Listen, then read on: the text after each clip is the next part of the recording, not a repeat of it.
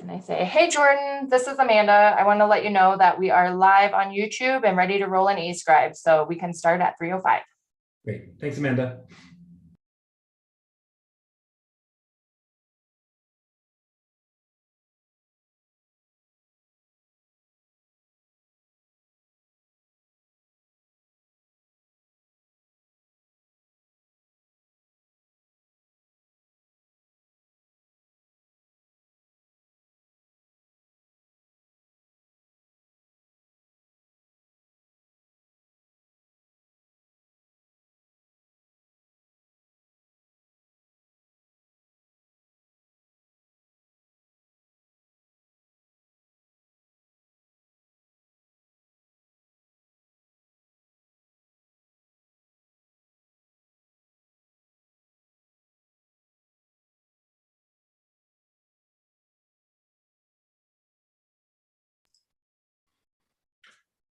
Good afternoon. I'm going to call the Land Use and Planning Committee to order. We continue to meet virtually, and the instructions for that remain unchanged. As far as how to join our meeting, I'll go through them briefly. If you're watching via MCAT or YouTube, you can join the live Zoom meeting at ci.missoula.mt.us/webcasts. From there, you'll find a link to our meeting agenda and meeting materials and a link to join the live meeting. If you're in the meeting, we will take public comment throughout the meeting at specified intervals. And I will provide opportunities for those and ask you to raise your hand using the Zoom hand raise feature. Doesn't look like we have any phone participants, but I'll provide instructions if we do, as far as how to provide public comment by phone as well. You can also at any time submit written public comment to council@ci.missoula.mt.us or by voicemail at 406-552-6012. Both of those go to all council members and get entered into the record for the items that are before us. We have a full agenda. We have 2 items, but we have just under 3 hours for both items. I originally planned for a little over 4 hours for this meeting, closer to 5 hours actually.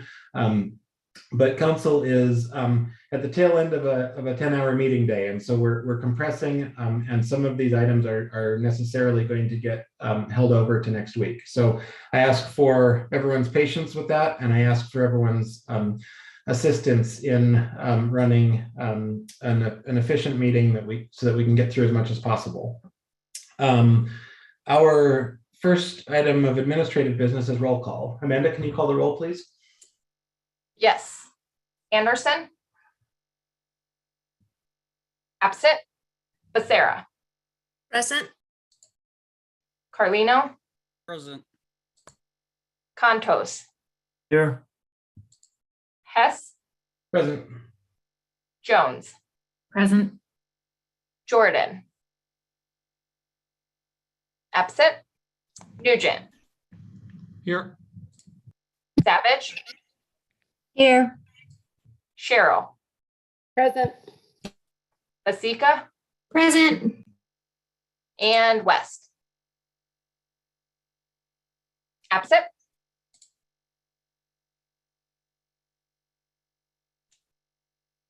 All right, you do have a quorum. Thank you. We have no minutes to approve. We took care of that at our morning meeting. Is there any public comment on items not listed on the agenda? So if you have comment on either of the agenda items, we'll take those at a later time. Any comments on items not listed on the agenda? Seeing none, we have 2 regular agenda items and we'll take them in the order listed.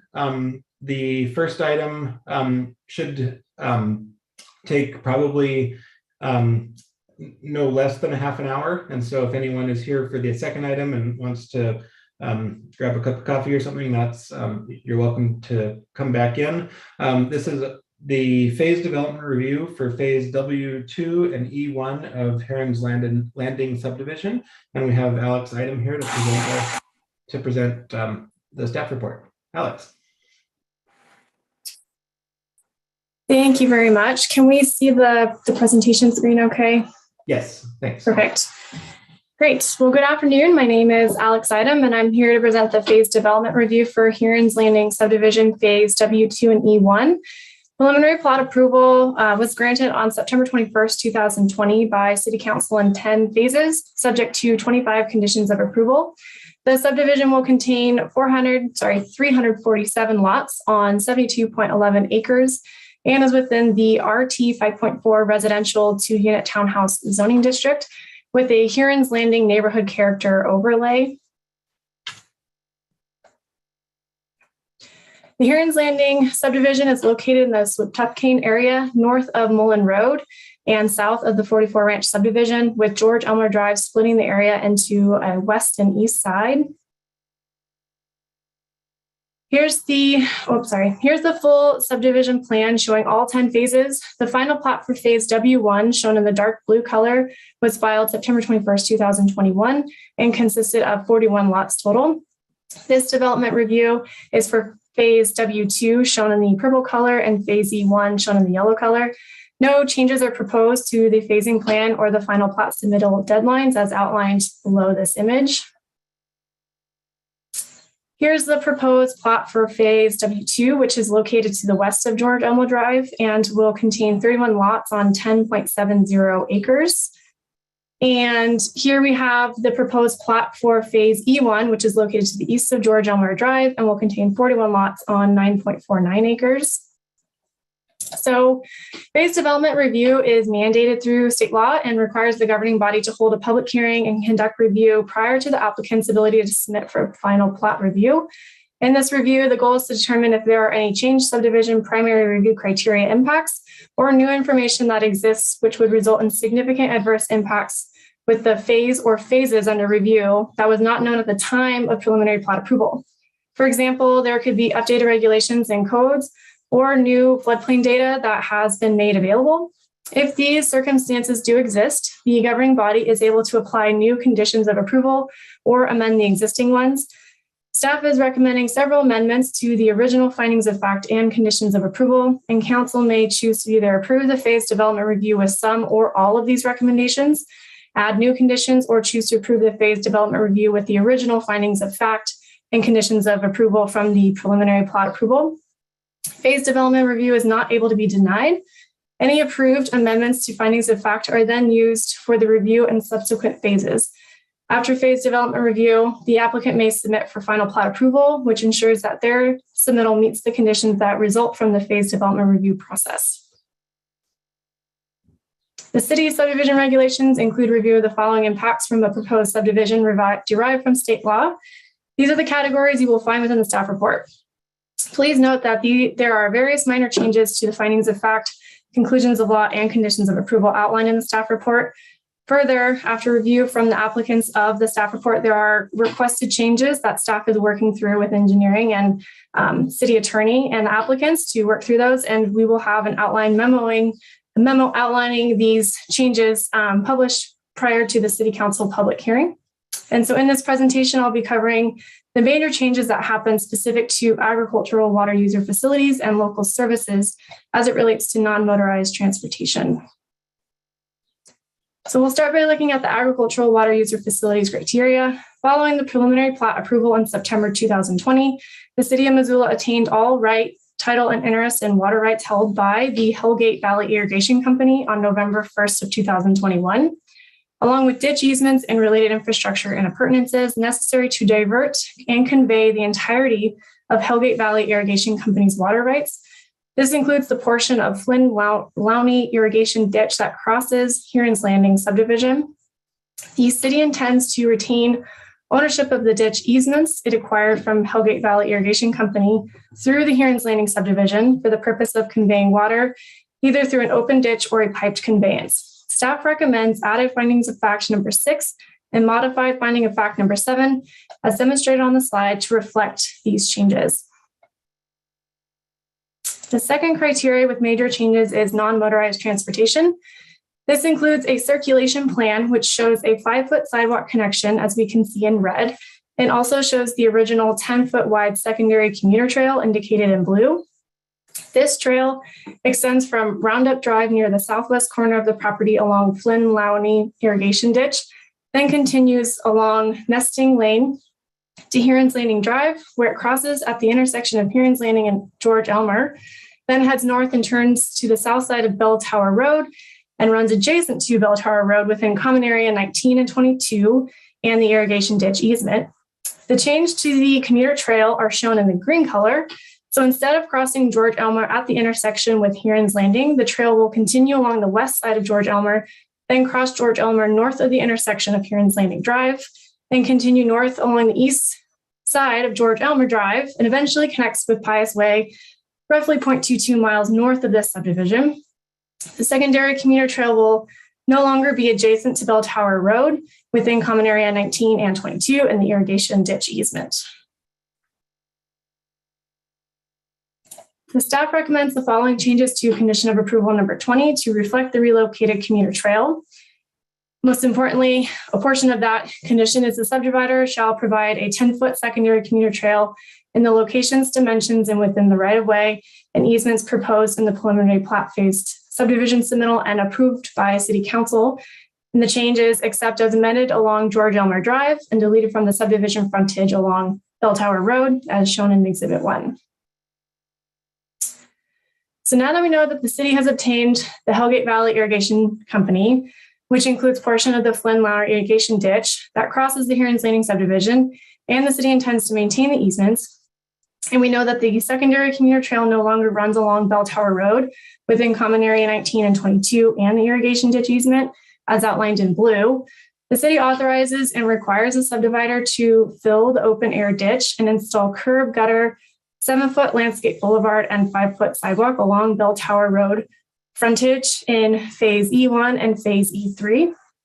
Beyond this activity that will be required by the city, no action is authorized within the Irrigation Ditch easement prior to executing the Flynn-Lowney Irrigation Ditch Use Agreement, which is intended to establish the terms and conditions regarding access and use of the ditch easement in areas where an open air ditch is likely to be converted to a piped ditch. Based on this new information, staff recommends add a condition of approval number 26, which states the subdivider shall maintain the 20-foot irrigation ditch easements through the Heron's Landing subdivision, fill a portion of the open air ditch, and install curb, gutter, 7-foot boulevard, and 5-foot sidewalks along the Bell Tower Road frontage, subject to the review and approval of the city engineer prior to final plat approval of Phase E1 and Phase E3. Additionally, execute the Flynn-Lowney Ditch Use Agreement prior to any action being taken within the ditch easement beyond what has been authorized by the city. And so no action will take place today during the Land Use and Planning Committee meeting, but for reference, staff is recommending approval of the phase development review for Heron's Landing subdivision, Phase W2 and Phase E1, based on the amended findings of fact and conclusions of law and amended conditions of approval in the staff report. Thank you. Thank you, Alex. Is there anyone from the development team who is here intending to present? All right, Mr. Salisbury. I'm going to promote you to a panelist. Okay, Ryan, you should be able to unmute yourself and you're welcome to turn your video on if you'd like.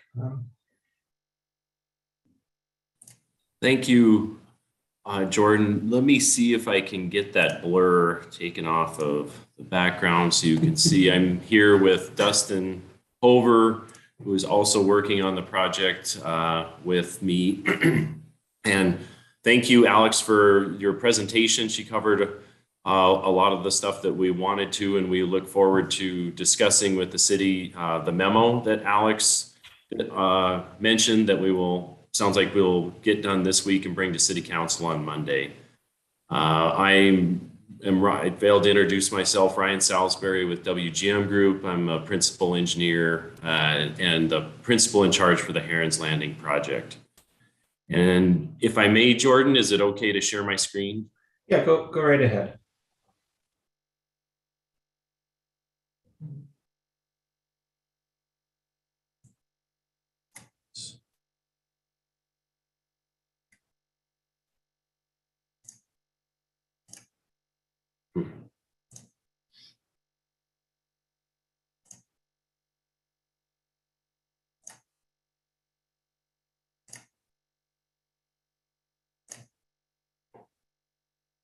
All right, thank you.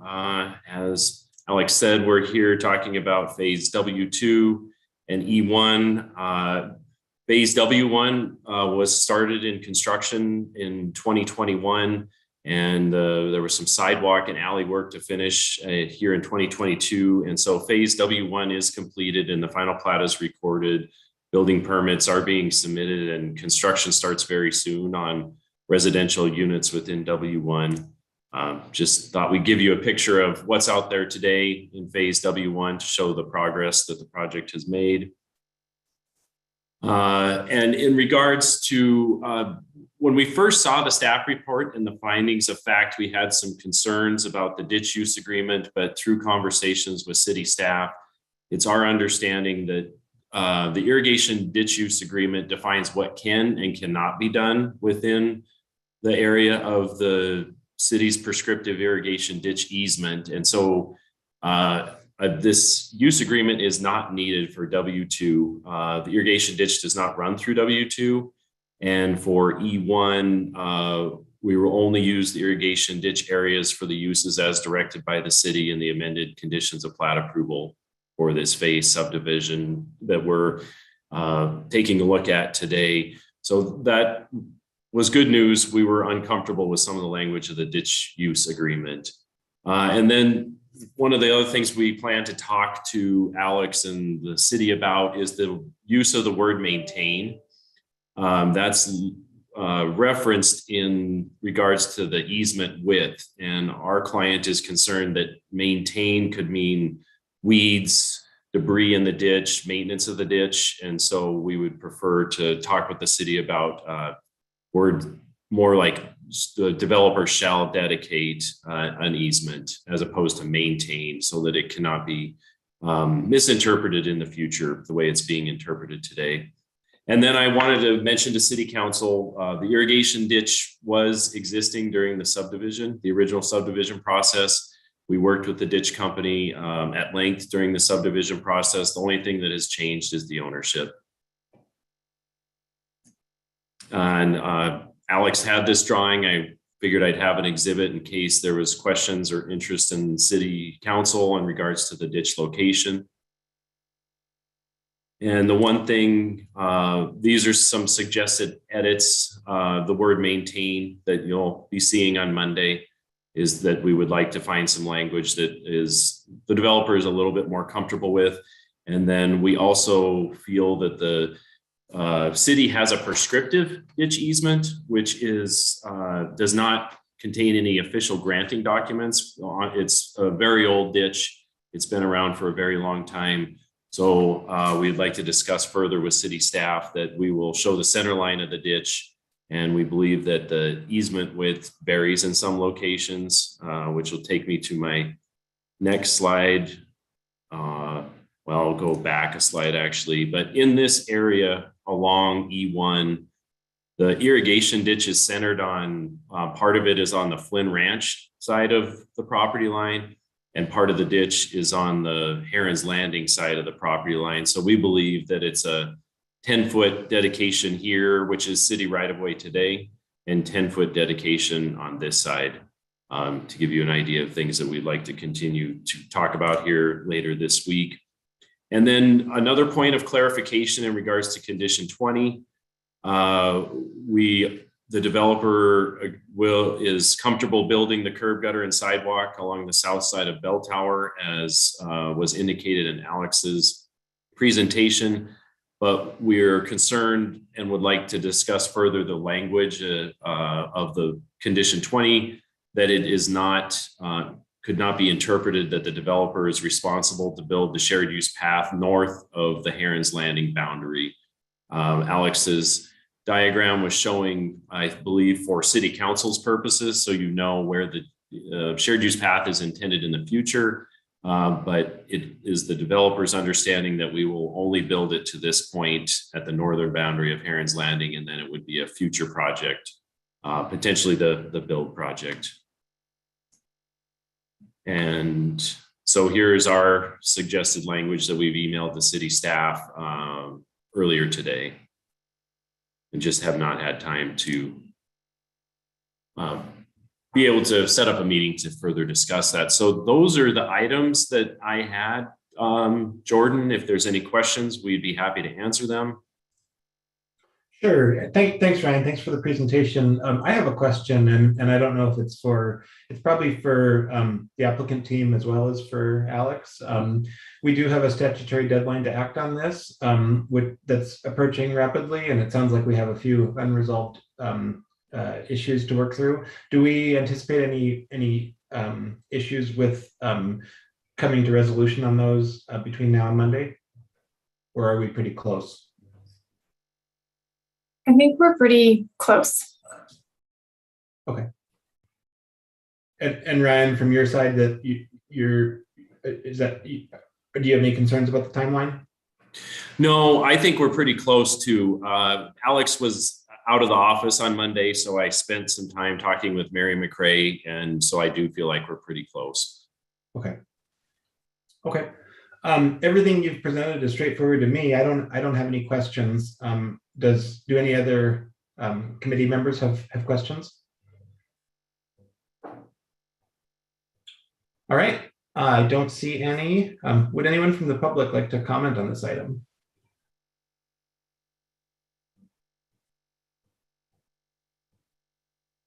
Seeing none, this item will be back for a public hearing on Monday, May 9th. And it's my understanding that we will take action that night. That's okay. So we will take action on Monday, May 9th. So the public hearing on this item will not be held over. So just note that for the record. Okay. This is pre-public hearing, informational only. So there's no vote today. Thanks everyone for the presentations, and we can move on to our next item. Okay, great. So our next item is the proposed rezone of 2900, 2920, and 2990 Expo Parkway. This is the Grant Creek Village proposal. 2 parcels totaling 44 acres from R5.4 residential, RM1-35 residential multi-dwelling, B2-2 community business, and C1-4 neighborhood commercial to RM1-45 multi-dwelling. I have some introductory remarks before we get started, and then I'll turn it over to Dave DeGrandpre for our staff report. I guess primarily I want to say that because this rezone is large in scope, both in terms of land area as well as in terms of the potential number of residential units that could be created. And because there's been significant public interest in this project in 2020 as well as this year, I'll be exercising my prerogative as chair to structure the public comment in order to best meet the needs of this project. I've received some requests from members of the public to allow members of groups to speak on their behalf. And I know that this project has some complexities, and there's a lot of interested parties.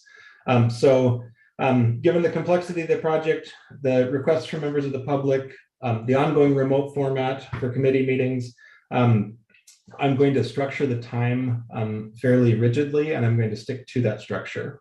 And so I ask for everyone's help in maintaining that structure. So we're going to start out with 40 minutes for the staff report and presentation, followed by 35 minutes for a presentation from the applicants, and time permitting for questions from council members to the applicant.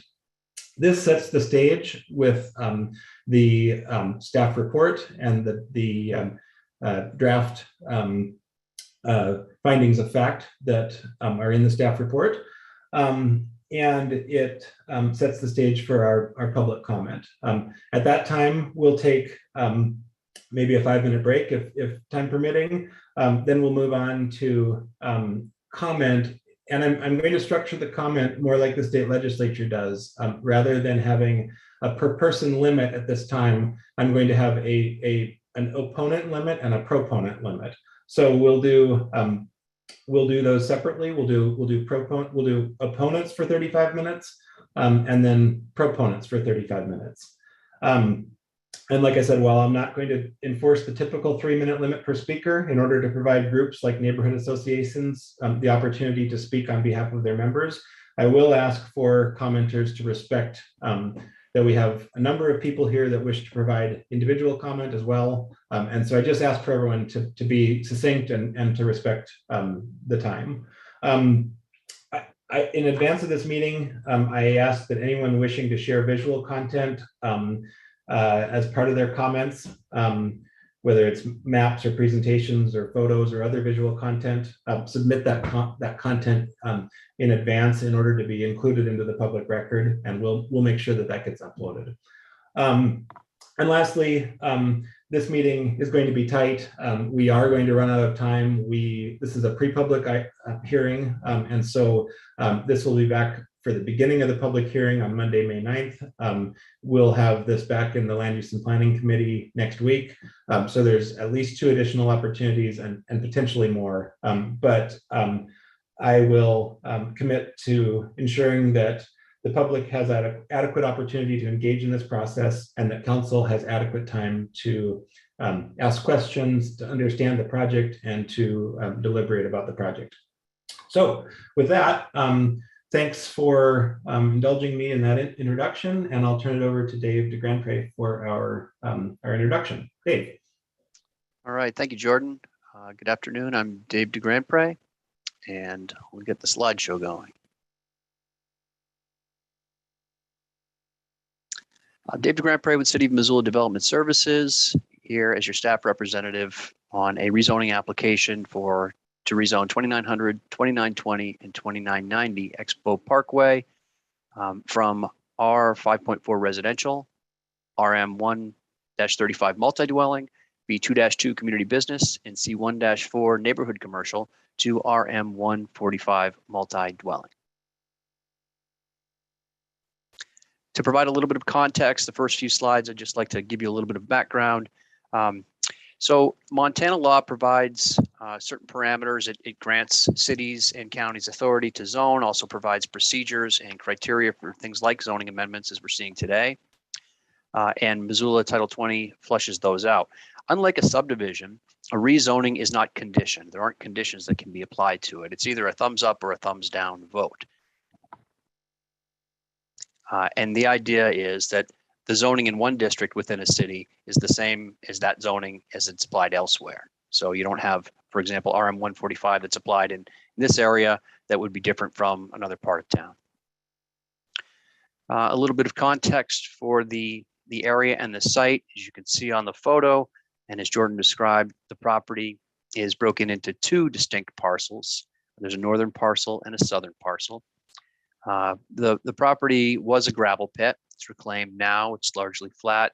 In the center of the property, in the disturbed area that you see, on the west in grass is a fairly steep hillside. There's an irrigation ditch as well that runs along the north property boundary and through the property to the southwest and off site. The southern parcel was developed. There are 2 existing multi-dwelling structures on it already. You're probably familiar with it and what those look like. 2 other structures have been permitted for a total of, I think right now it's about 105 dwelling units that are occupied on the property, and a total of 166 units, including those 105, have been approved for construction. The property is located to the west of Grant Creek Road and to the north of Interstate 90. Along the south boundary is highway-oriented commercial developments, 3 hotels right here. There's also a Best Western southeast of the property. There's a gas station, convenience store, a Starbucks, Mackenzie River Pizza in the immediate vicinity. Directly to the east are smaller scale condominiums, the Cottonwood Condominium Complex. To the east of the property here in the north is Rocky Mountain Elk Foundation, and then single-family residential development directly to the north.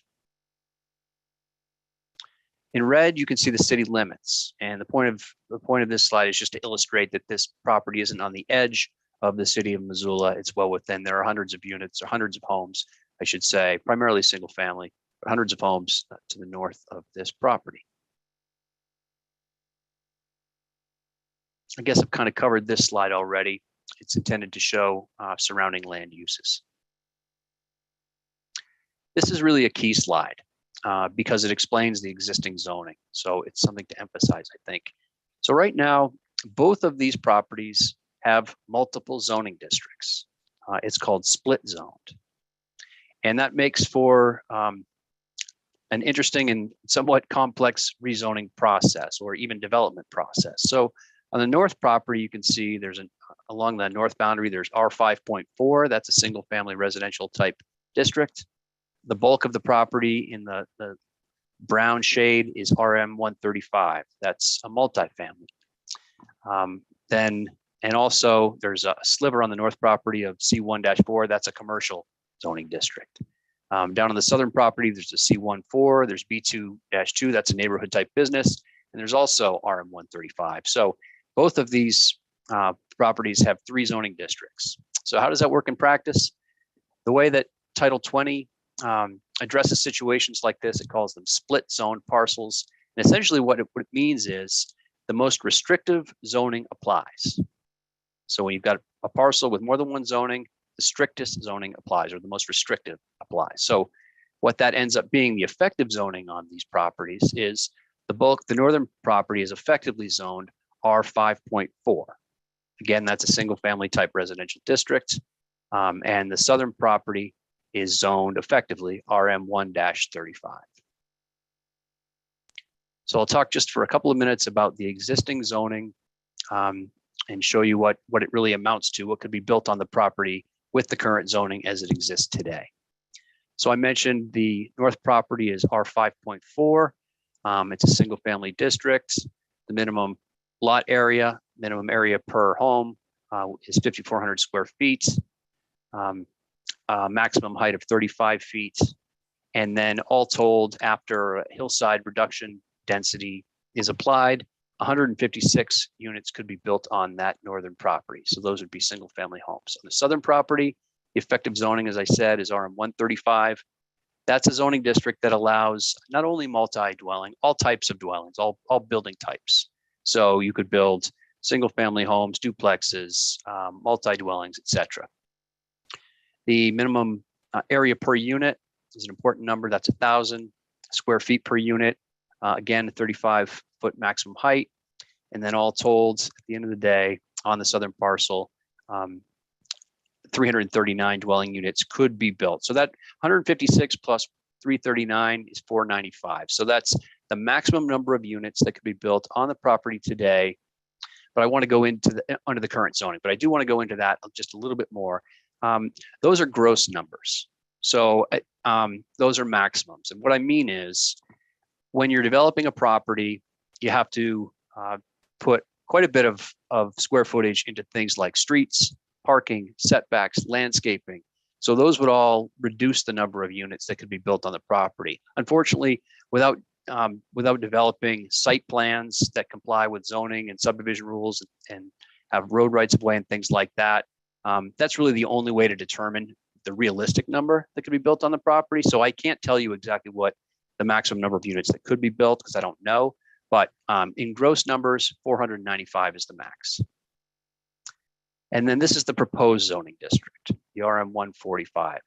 It's almost identical to the RM135. However, the big difference is there's a maximum height of 45 feet instead of 35 feet. That's really the critical difference. And so all things being equal, again, the bottom line, after the hillside density reduction is applied through the zoning and things like that, again, the maximum gross number of dwelling units is over 1,000. I came up with 1,185.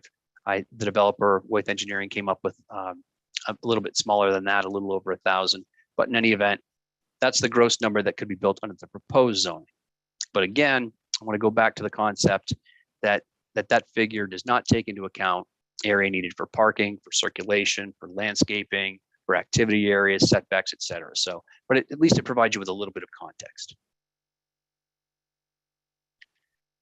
So as Jordan mentioned at the beginning or in the introductory remarks, the developer KJA Development applied to rezone this property to RM1-45 in 2000. That's the same zoning that the developer seeks to acquire today.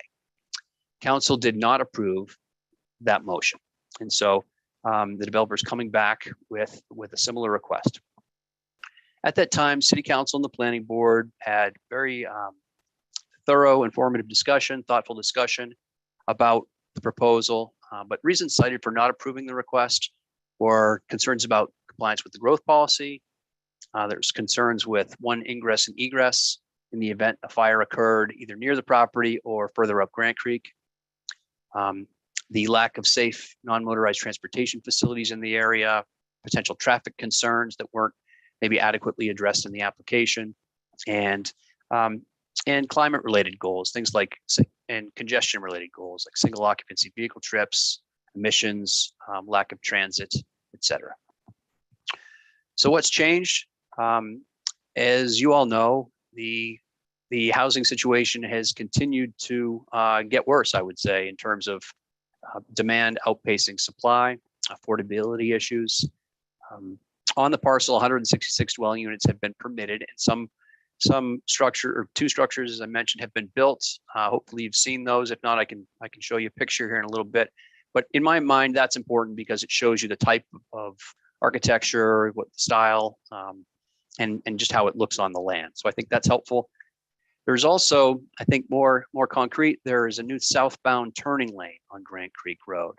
And so if you're headed south from the property or near the property down Grant Creek Road, there's a new turning lane that would go off to the right on the interstate. So that's a westbound lane. So now there are essentially three lanes on Grant Creek Road headed south instead of just two. The developer has also petitioned to bring the property into the Missoula Urban Transportation District, although transit is not available today. But that's really the first step, is in terms of getting into the district, providing a tax base to the district so that transit could be provided in the future. And then also this summer, trails will be coming at the Bluebird Recreation Area, which is across Grant Creek Road to the east. The developer has also more fully evaluated fire protection and safety related issues and provided a risk analysis of fire protection and emergency plan, which are in the application materials. And then the developer has also refined and modified the plans to provide more detail on what he would like to do. Part of the new application contains a development agreement, and that's not something that City Council works with a whole lot. So I wanted to give you a little bit of background on what that is, what that means, and others can weigh in. But in sum, it's a contract between the city and the applicant.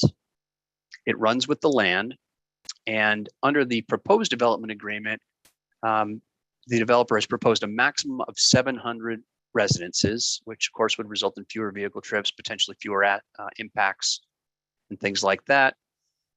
And so you remember the maximum gross number that I came up with was 1,185. They're capping it here through this development agreement at 700.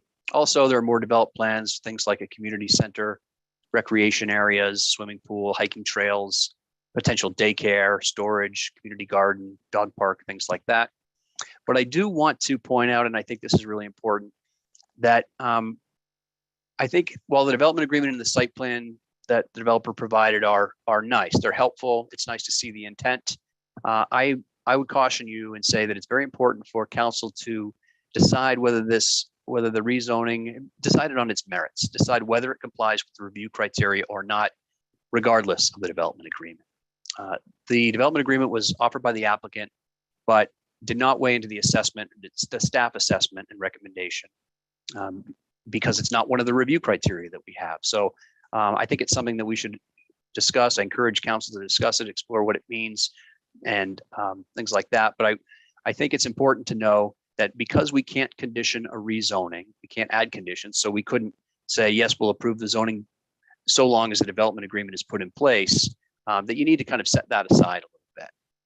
It helps to understand what the developer is really proposing, but the rezoning is the rezoning. So I think it needs to be decided on its merits, and City Legal Counsel supports that concept.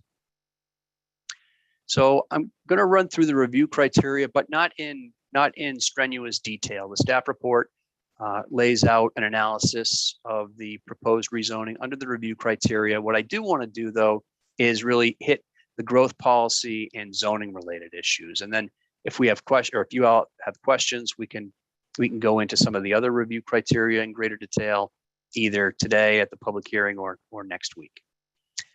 So regarding the growth policy, as you may know, the growth policy, it really kind of, in my opinion, culminates with a future land use map. And so what the future land use map does, it takes the goals, the objectives, the policy statements, and applies them to a geographic area.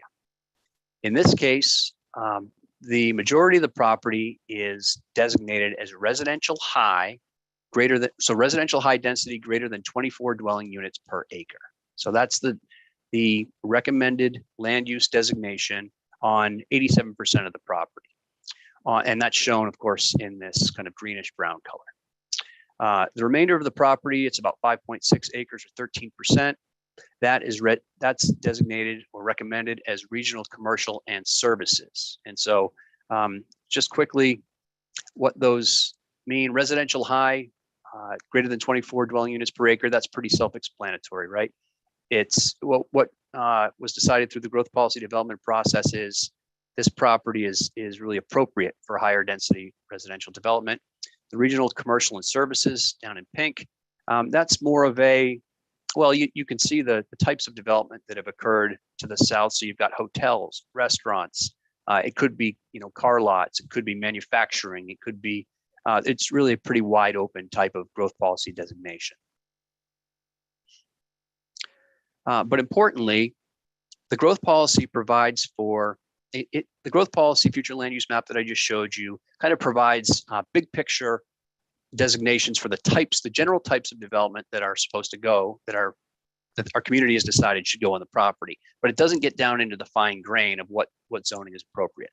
But it does provide what we call current relatable zoning districts. So in the residential high density, 24 units per acre, under that growth policy designation, our growth policy provides 4 different zoning districts that are deemed appropriate. RM 135, RM 145 that the developer is proposing, as well as 2 others, RM 1.5 and 0.5. So my point is the RM 145 is one of the current relatable districts to that high density growth policy designation. On the 13 acres that are designated as regional commercial and services, there are 3 commercial and industrial type districts, as well as an open space, public lands and institutional district. The important thing to point out, as you can see, is the red asterisks are trying to indicate is within those commercial districts, they also allow residential development up to 43 dwelling units per acre. So while they're titled commercial districts or industrial districts, they also, the way our zoning Title 20 is set up in those districts, they also allow higher density residential in order to have a mixture of uses. So the concept is that we'd have high density residential near services, near commercial, so that maybe fewer vehicle trips are necessary. There's more of a fine grained mixture of uses across the community, things like that. So in terms of growth policy compliance, it's staff's interpretation that the RM 145 district substantially complies with the growth policy future land use map, because as I mentioned earlier, 87% of the property is designated as residential high density, greater than 24 units per acre. RM 145 is an implementing district of that growth policy designation. And on the commercial, the regional commercial and services, that also allows high density residential zoning designation as well. The growth policy, of course, is not only the future land use map. There are lots of goals, lots of objectives, lots of policy statements. And the staff report explores those in detail. It provides through tables and in paragraphs, it provides statements of the growth policy, kind of aspirational statements, and whether this proposal complies or not. Again, it's staff's finding and recommendation that this proposal does substantially comply with those policy statements, in addition to the map, and it includes and does emphasize complies with the city's focused inward approach, because it can be served by water, sewer, police, fire, street maintenance. It supports the city's housing goals. However, some services and facilities aren't there today. There aren't developed public parks within the immediate vicinity. Transit is not there today. There's some commercial nearby, but not a grocery store, not, some of kind of the basic necessities of life, and things like that. Although some of these facilities and services are planned, and the developer can be required, and this is a pretty fundamental, and I can go into this in more detail if you'd like, but some certain things aren't available. There are some concerns, I think, with traffic impacts immediately, but through the development permitting process, in other words, the building permit process, certain upgrades can be made. For example, crosswalks or widening lanes or additional sidewalks and things like that. So we feel comfortable at the staff level that the impacts can be largely mitigated, and feel confident that the proposed rezoning substantially complies with the growth policy. There are several other review criteria: impacts on public services and transportation, whether the growth is compatible, whether the rezoning would promote adequate public health and safety, etc. And those are detailed in the staff report. I know that that there will be many questions, and many members of the public and the development team would like to speak. So I don't feel like I need to go into great detail on these right now. I encourage you to study the staff report, and if you have any questions on these, please ask. But I'd like to, I guess, keep it moving for the time being. And then, although there is no decision, no motion today, it was staff's recommendation to approve the rezoning, adopt an ordinance rezoning the property to RM1-45. The planning board on April 19th held a public hearing on this request and failed to approve a motion to approve. The vote was 3 in favor of rezoning the property and 5 against. So the motion to approve failed. It was a really great discussion. I compliment the planning board, applaud the planning board for their thoroughness, for their thoughtful consideration. There were many comments in support of the rezoning and many comments against. And it was a very nuanced discussion. I mean, overall, some members, I provided a planning board summary. There are also meeting minutes from that as well, but lots of good arguments in favor, lots of good arguments against. And so if you have any further questions on that, I'd be happy to go into more detail. And then a bit of a housekeeping note, I suppose. So a rezoning is, Montana law provides an opportunity for public protest of a rezoning application. And so what we did was we mailed out notice to landowners within 150 feet of the property as we're required, as well as to the developer or the property owner. And if protest petitions are received by 25% or more of those property owners within 150 feet, then to rezone the property will require at least 2/3 majority of the present and voting members of council. And so in this case, there are 58 property owners that we counted within 150 feet. And we have thus far received 23 valid protests. So that's just under 40%, meaning that a supermajority or 2/3 majority will be required to approve the zoning. And then I think maybe just quickly, I mentioned that offsite improvements can be required. So what that means is if through, Title 20 authorizes city staff, in this case, our Public Works and Mobility Department, to require a traffic impact study when proposed development would generate 200 or more vehicle trips per day on an average weekday. And if it's found that that there will be significant impacts on the surrounding infrastructure, whether it's water, sewer, traffic, what have you, then in this case, particularly traffic, then the city engineer can require through the building permit process that offsite improvements will be made by the developer to mitigate those impacts. So what does that mean? It means that things like crosswalks or widening lanes or sidewalks, things like that, a bus stop area can be required. And we do have the authority under Title 20 as well as building permits to require these improvements, in particular for traffic. And the hammer that we hold is the building permits. And so when those impacts are deemed to be, when those mitigation measures are deemed to be necessary, we can withhold the building permit until those improvements are made by the developer. So we do have some authority to require offsite improvements, not just for things like sewer, water, the basics, but also traffic improvements. So just wanted to point that out to you. And that concludes my presentation.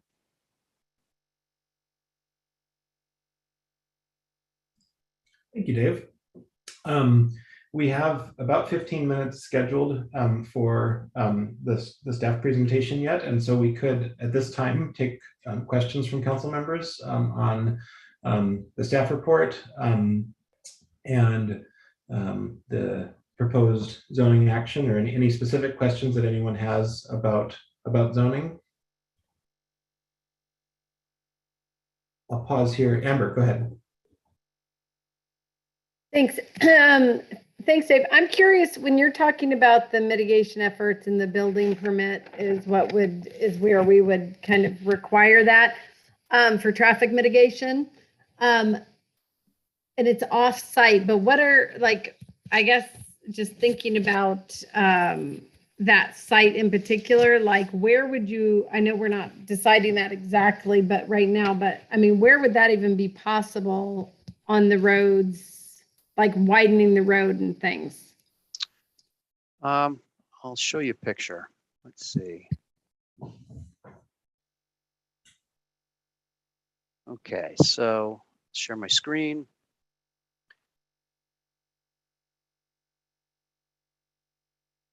And so we're looking at an aerial photo, and here over to the left, kind of construction site looking area is the property.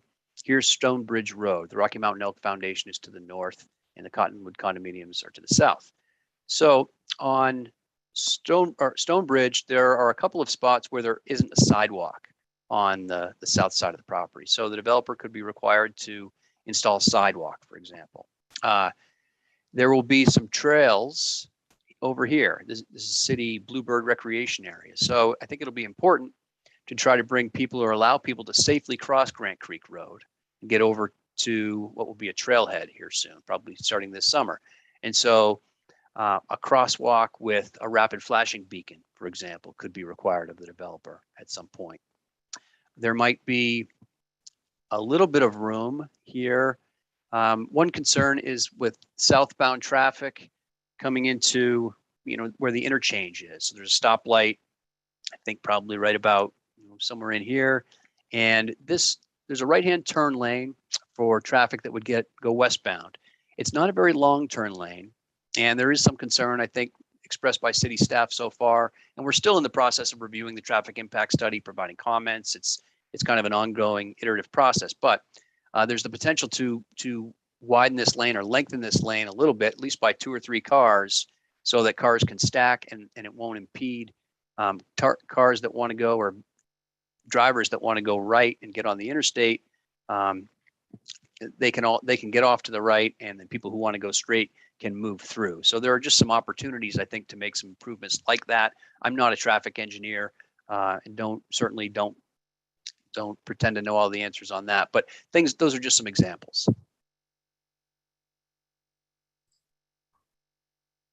Gwen? Thanks, Dave. Good to see you again. I had a question regarding the development agreement. I understand we cannot condition rezones. It's not part of the equation. But I guess I just am curious. Also, my understanding for what you said, I just want to flesh it out a little bit. The developer has proposed a development agreement. Is it signed, or is it simply a proposal at this point in time? What's the status? It is currently not signed. It's an agreement that the developer has proposed in order to, I think it's fair to say, and I think the development agreement says, to induce or inspire council to approve the rezoning. I'm looking at it in a couple of different ways. One is it is a contract. So if the developer signs it, if council authorizes the mayor to sign it, it would be binding, and not just to this developer, but to future property owners. If something were to happen to the developer, he were to sell the property or what have you, it would be binding, and there is an enforceability clause.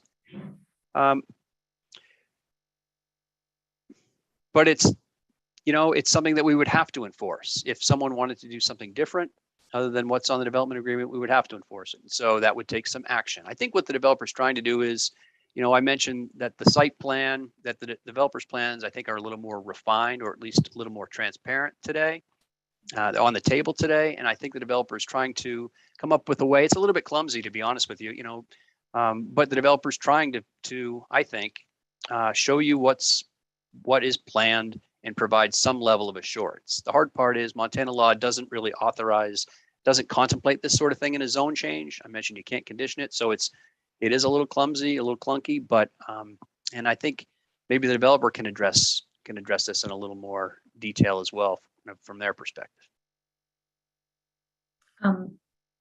Follow up. Yeah, go ahead. I guess maybe, and when the developer presents, if I'm sure they'll address it, since you had addressed it first, I just wanted to ask you a few questions. And yeah, we cannot condition a rezone. I understand that.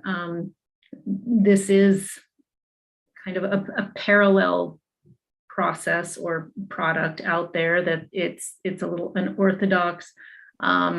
Just trying to wrap my mind around it. And I guess, would it be correct to say that, yes, we cannot condition the rezone. However, this development agreement has been proposed and representation has been made that if the rezone is approved, that the development agreement would be signed. That's basically how it's been queued up? I think that's fair. Yep. Okay, thanks. Okay, thanks. Mike. Thanks, Mr. Chair.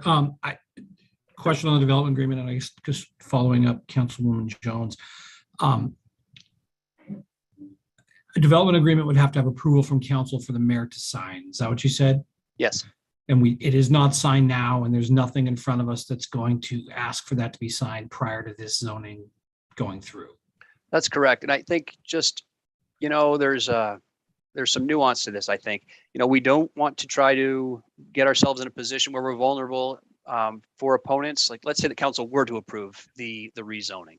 I think we want to make it clear that it's not contingent upon approval of the development agreement, but at some point in the future, if council would like to kind of lock in the development agreement and say, all right, this is what you've promised, please deliver. And we're going to sign this contract to provide some certainty to it. I think you can do that as well. But no, we do not have a motion in correlation with this rezoning. So a couple follow-ups. Yeah, go right ahead, Mike. So to be clear, we could pass this zoning and then the developer could change their mind and not sign the development agreement. And there's nothing we can do about that. The developer could, I guess that's one way to put it. Yes. Okay. I just want to be clear on that to make sure that that's on the record, because I could see that coming up. So thanks for clarifying. Thanks. Mirta?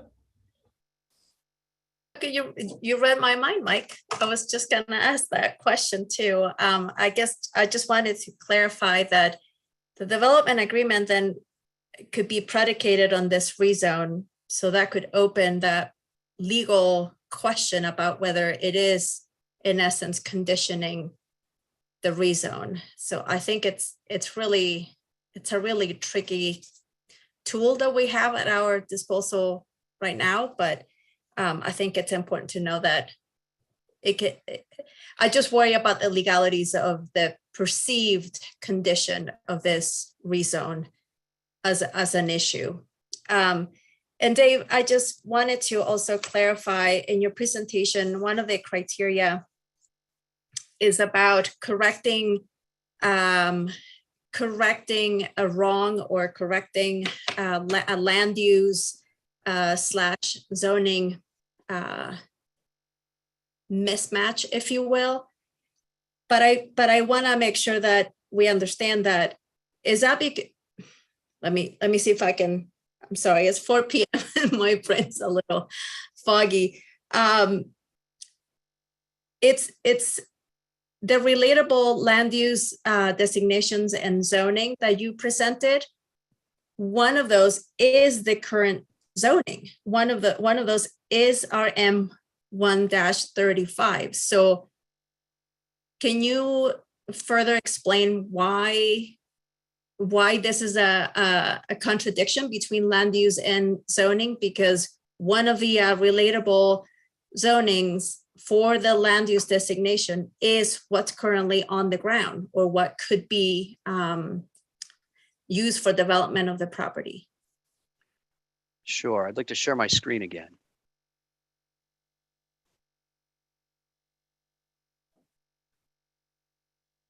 Well, I think I raised my hand instead of sharing my screen. Sorry about that. I'll correct that here in a minute. So here is, I think, the key slide, if it'll let me go. Okay, so again, the property has multiple zoning districts associated with it.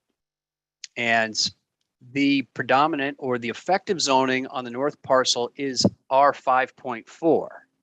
So that's, as I showed you earlier, the majority of the parcel has the growth policy designation of residential high, 24 units or greater per acre. In this case, the predominant zoning is R5.4, which does not comply with the growth policy.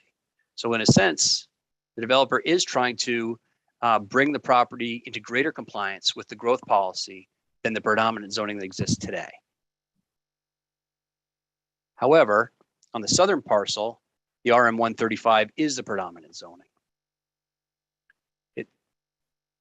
It's complicated, but the idea is, I think, that the current effective zoning is less in compliance with the growth policy than what is proposed.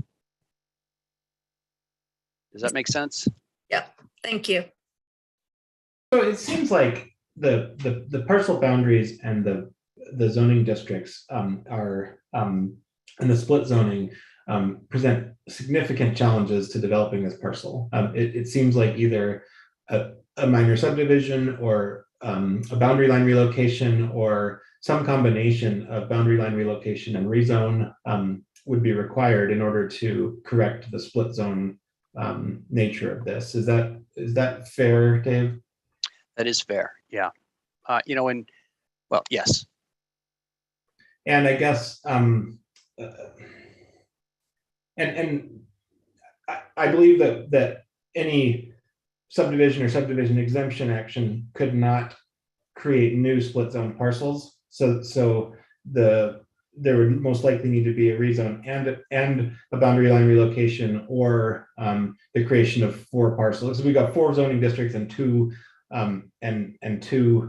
parcels. So just moving a boundary line, it's not possible. It's not possible to do that because we would create new split zone parcels. Is that correct? That's right. We cannot, under Title 20, we are not allowed to create new split zone parcels. Okay. Okay, thanks. Kristen? Yeah, thank you. I may have missed this in your presentation because I've been in and out a little bit, but I'm just wondering about access. What access points are there coming in and out of the development? There are 2, and I can show you again. Thank you. Sure. So coming into the property right here is Stonebridge Road. That's a local residential street, a city street within an appropriate easement. And that would lead right into the property.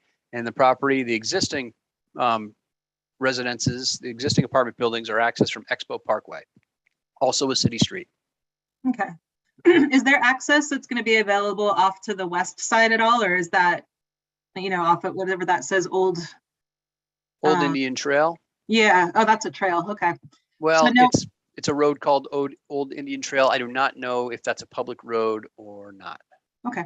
And I guess there's no way really to do access off the north as well. I'm just wondering about like all the traffic coming in and out and yeah, that's okay. No. Cool. Yeah, off to the west, it's steep hillside. Yep.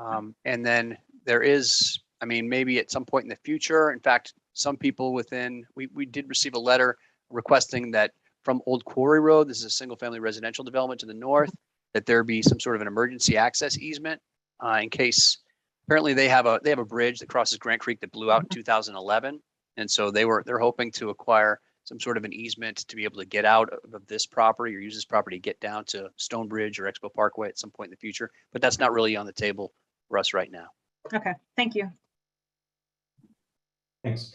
And just so everyone's aware, I think I think when this is back next week, there are a variety of thematic areas that I'll likely try to dive into in more detail. And I think, Kristen, your questions around access and traffic are really good questions. And I think will be, what I'd like to do is just if throughout the presentation, if more questions come up, just throw them out, and we'll if we need to go back, circle back and do like a deep dive on transportation or on wildfire or whatever it may be, we'll structure the next meeting to do that as well. So, and just quickly, Jordan, Jeremy Keene is here today, Public Works Director, and if there are questions specific to things like transportation or infrastructure, he's let me know that he'd be available to answer them. Okay, great. So I'm gonna keep us to the timeline that I outlined, and so it's time now to move on to our applicant presentation. And so I recognize several names here. I'm going to admit folks to the meeting,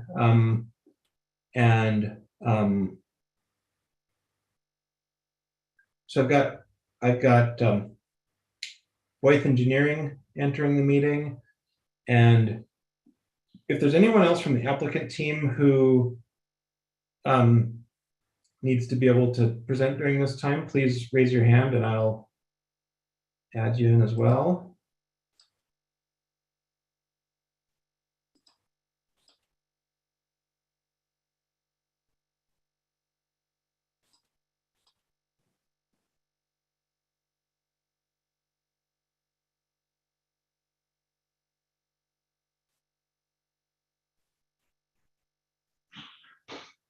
Okay, so we've got Voith Engineering, we've got Alan McCormick, we've got Bob Abelin, and Mr. Alt. Should I let Ken as well? No, Mr. Hess, Spencer Voith with Voith Engineering. It would be Voith Engineering, Bob Abelin, and Alan McCormick. Okay, great. So I'm going to turn it over to you guys. You have 35 minutes for this introductory material, and then we'll we'll come back to questions, and I'll let you take it away from here. Okay, sounds good. Thank you. Yeah, thank you. To make sure, can you see our slide at this point?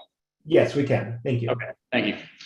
All right, thank you, councilors, for the opportunity to present this project. My name is Spencer Voith with Voith Engineering.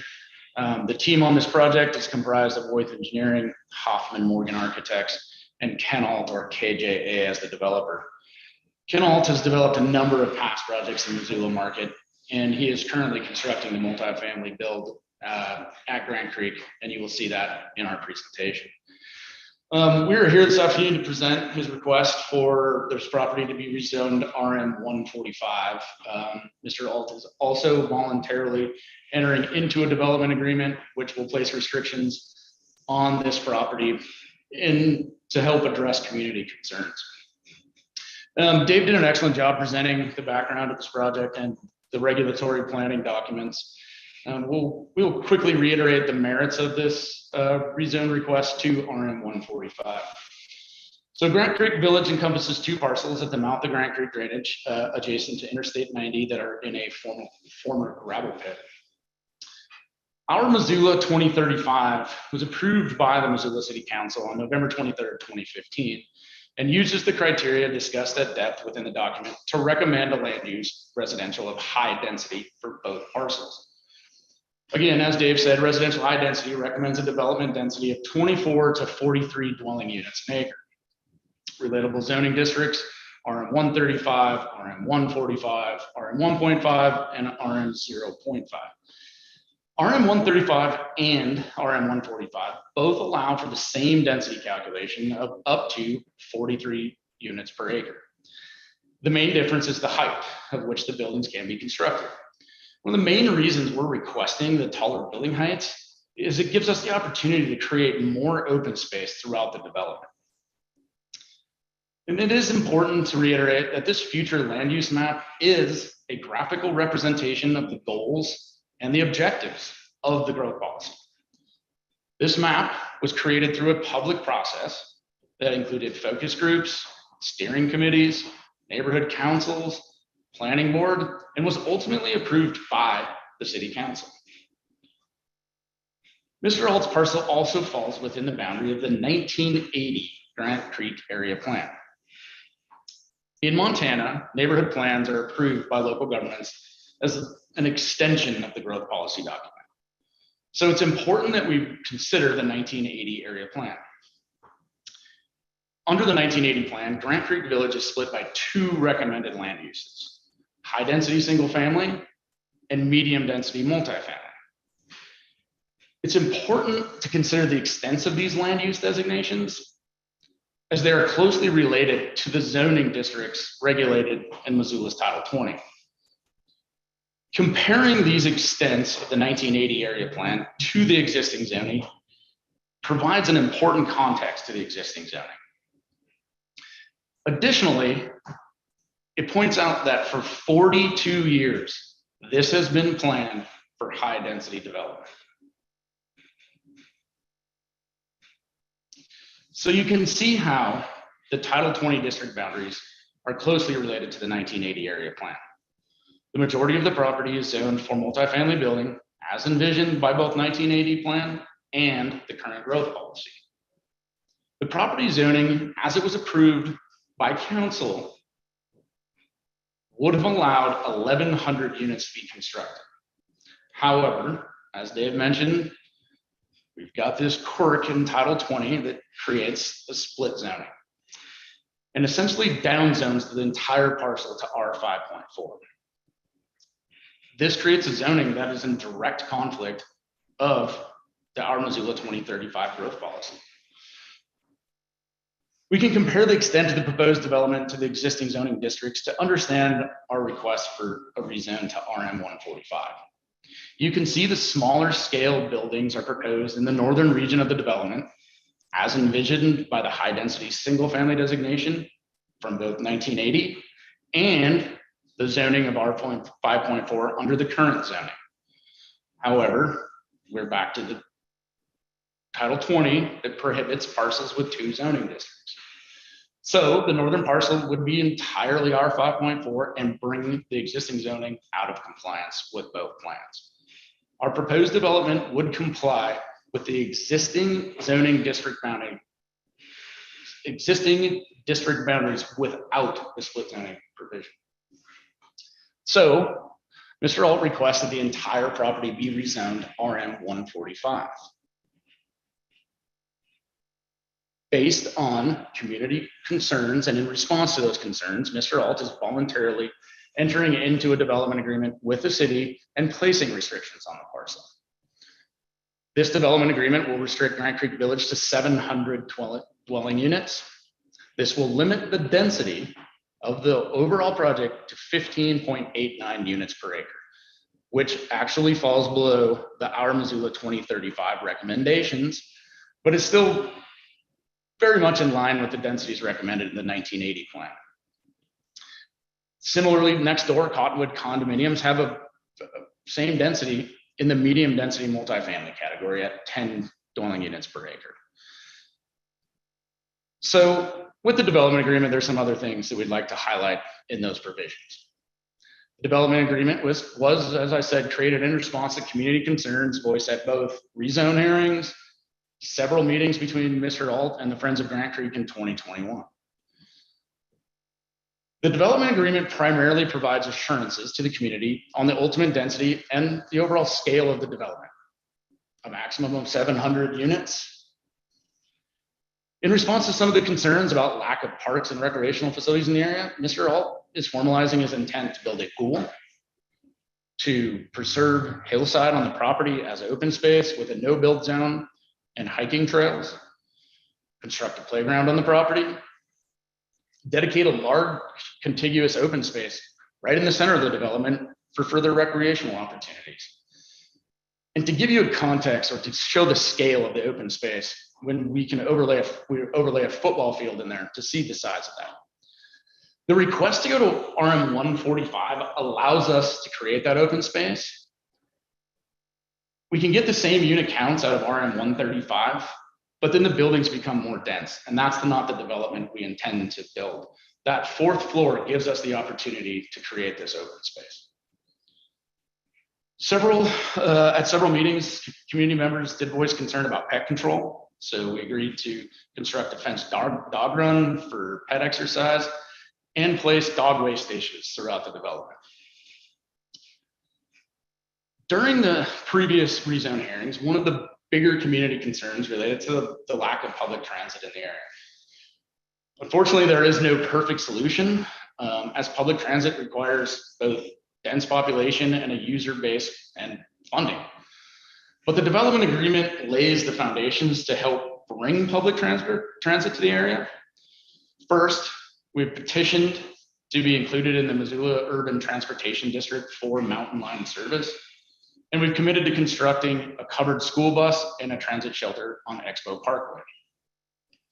In addition to finding solutions to help limit single vehicle trips, we're going to dedicate a parking for a van share program through the Missoula Rivali Transportation Management Association. We've been in discussions with them and they are on board to help support this. This will allow the residents the opportunity to carpool to areas of town most frequented for work or school.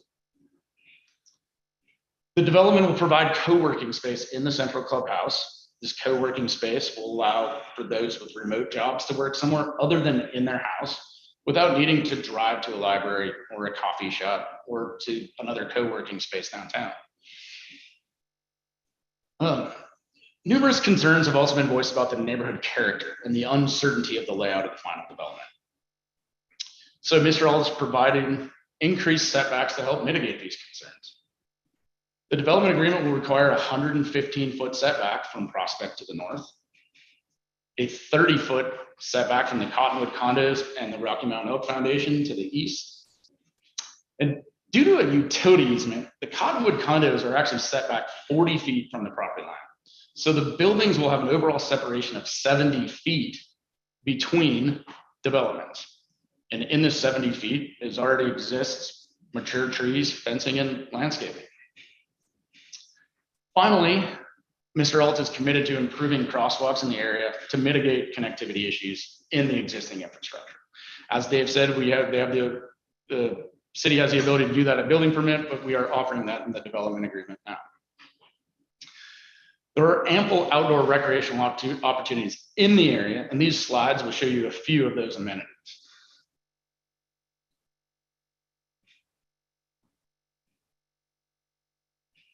There are three main topics that are consistently coming up in the discussion of this project.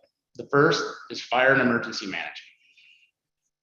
The county's community wildfire protection plan gives us several analytical tools to analyze what the risks of wildfires are at this parcel.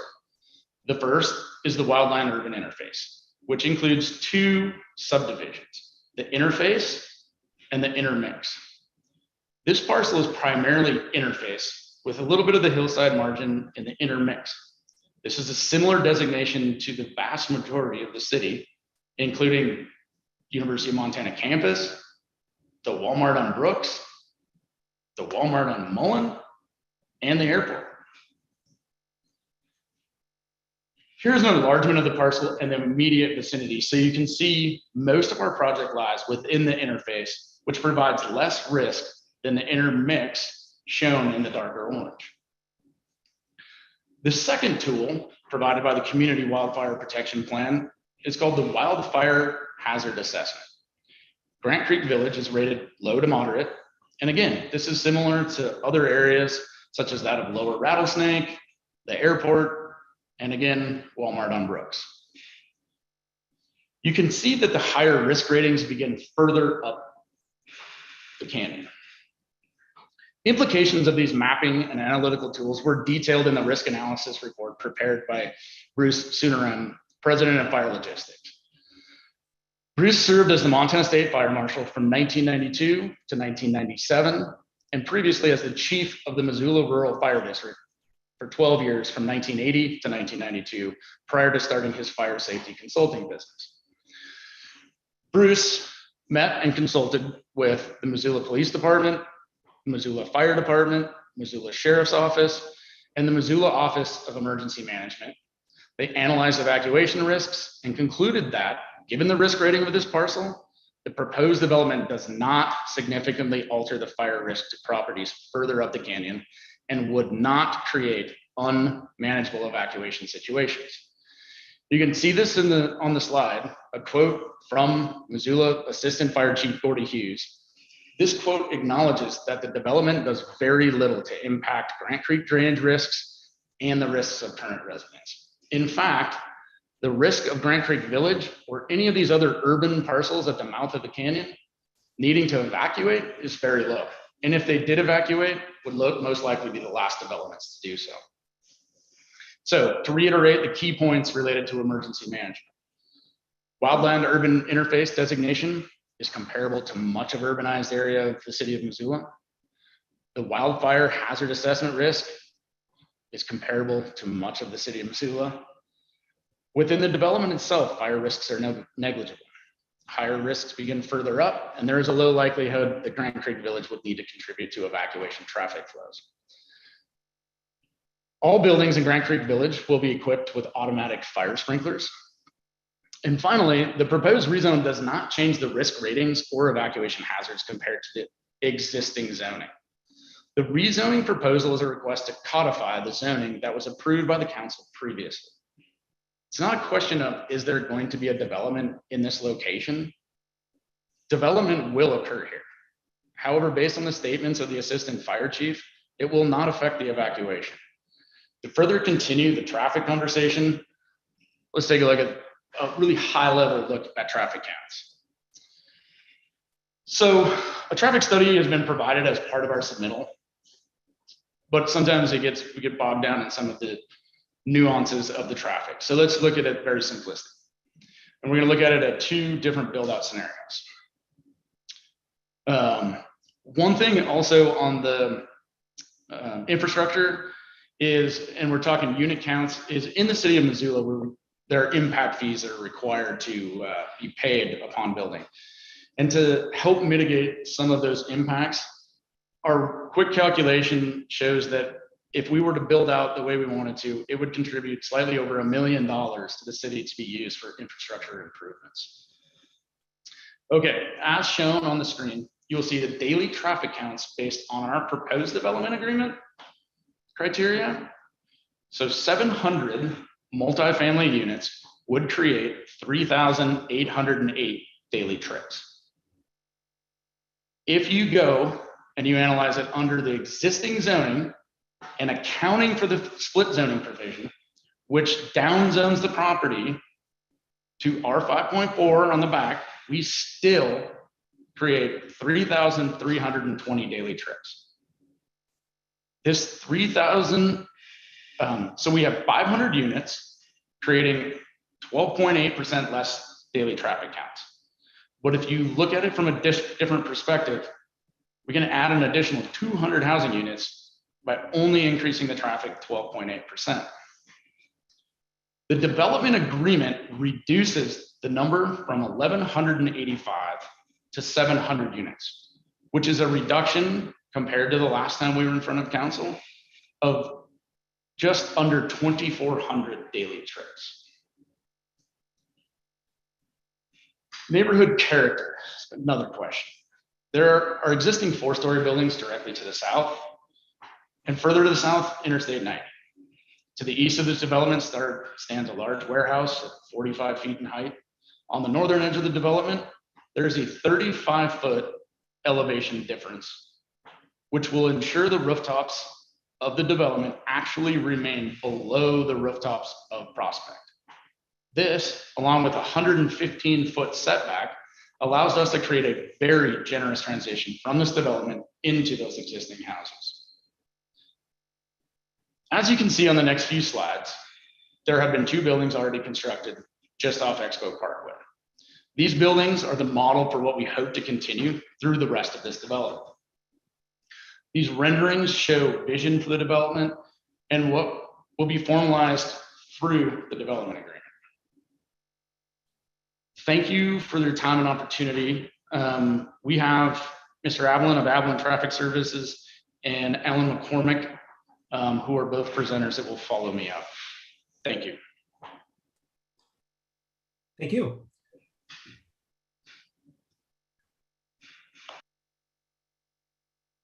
And Mr. Eblin and Mr. McCormick, are either of you presenting or just available for questions? Yeah, so this is Bob Adlin. I am available for presenting here, and I was going to do a short presentation and provide some more analysis and explanations of the traffic as I have been reviewing it over the last couple of years here. I think I'd like to share my screen here if I can.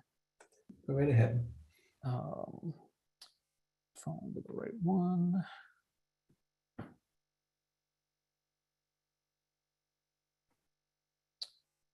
Yeah, pardon me, this one's not showing up.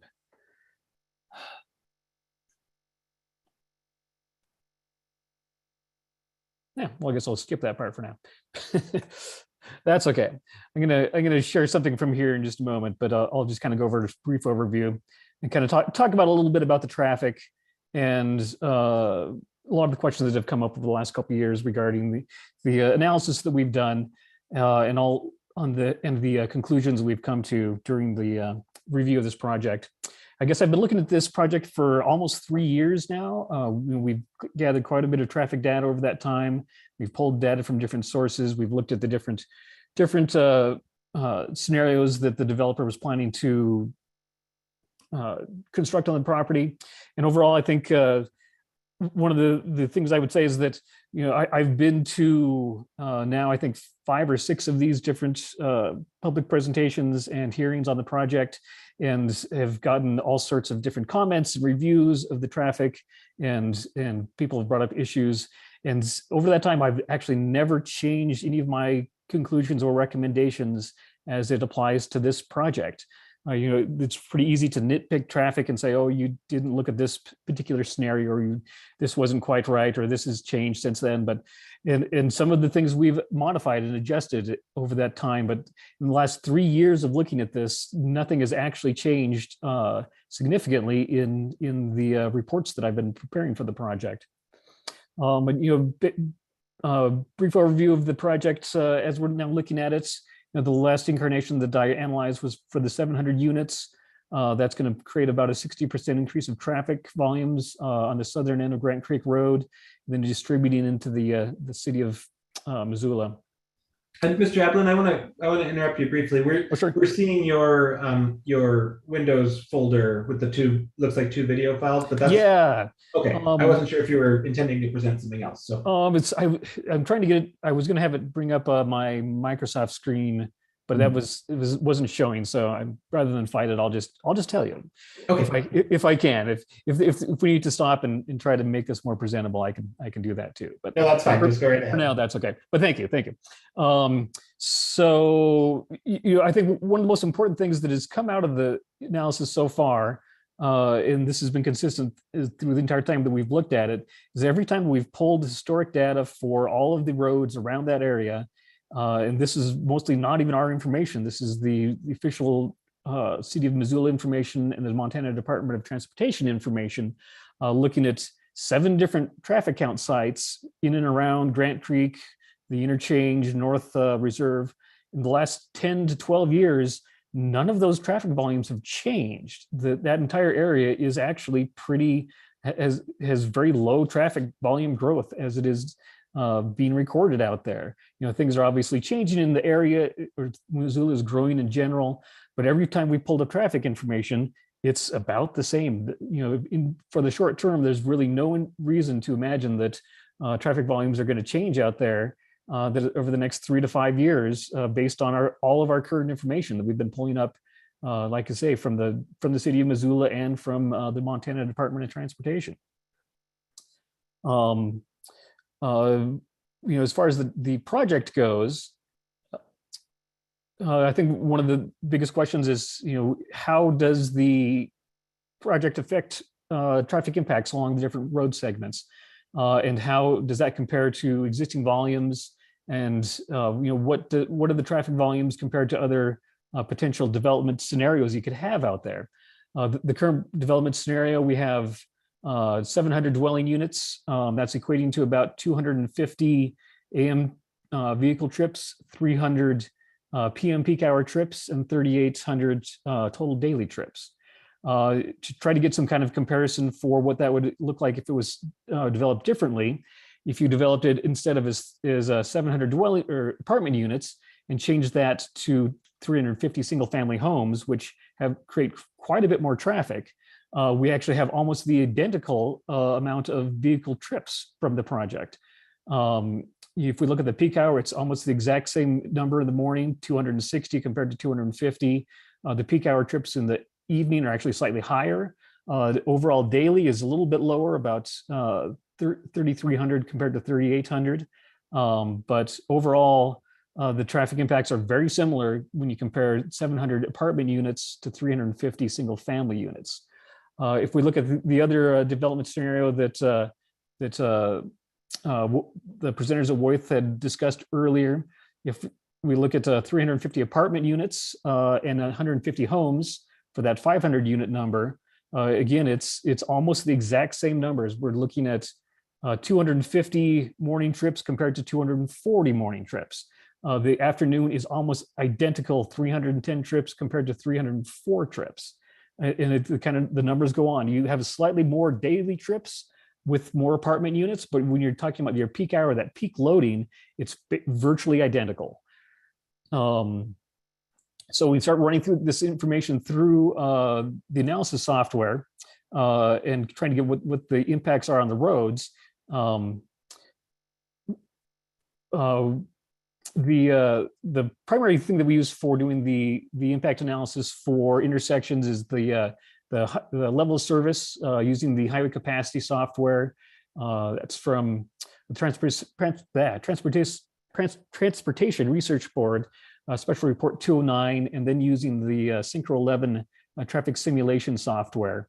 And one thing I do want to point out is that the modeling that I did for this project, or I should say the modeling that I used for the project, was actually not even produced in-house. That model was produced by MDT when they were working on a corridor reconstruction plans 2 or 3 years ago. We updated all the volumes on it, but as far as the operations, signal timings, lane configurations, that was all done in-house at MDT. And we were able to take that software and apply these new future forecasts to it. And so when we did that, and this was from the report, the most recent report, if you run it through the software, you get, if you look at comparing the 2001 volumes that we counted compared to the predicted volumes with those 700 units, the level of service is not changed very much.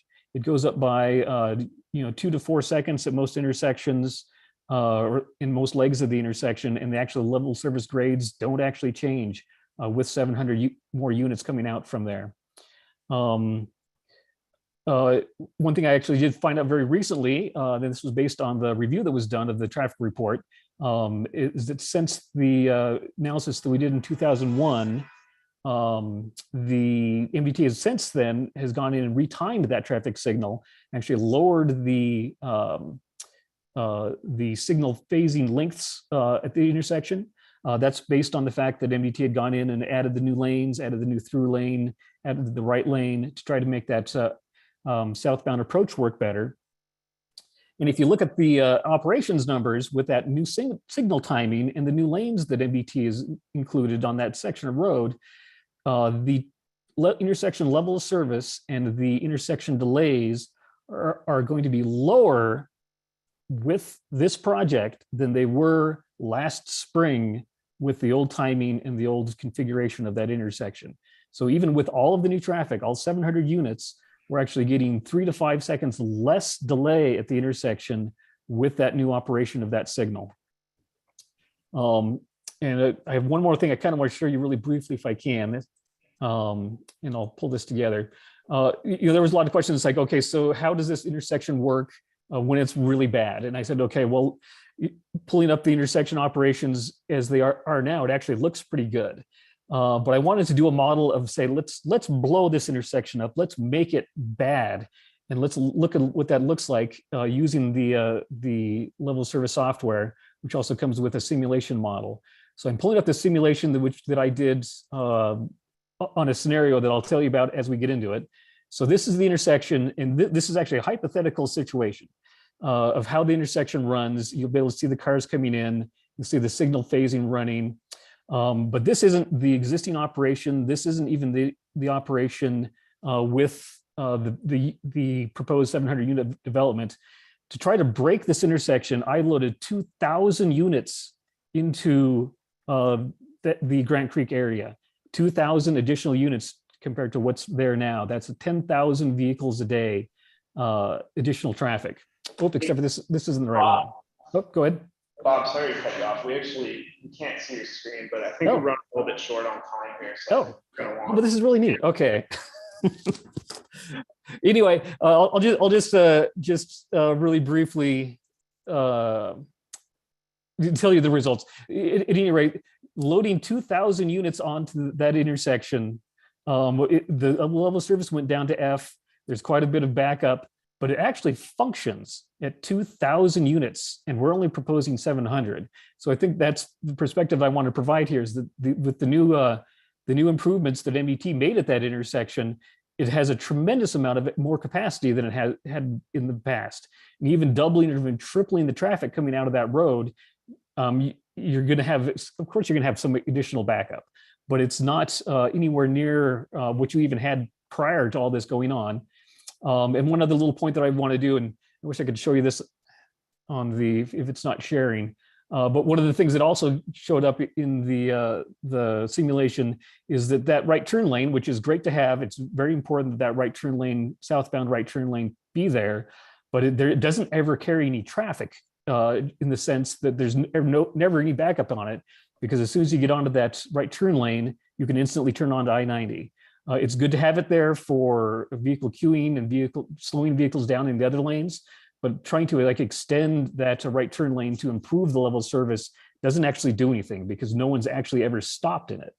So you're never backing up on that right turn lane.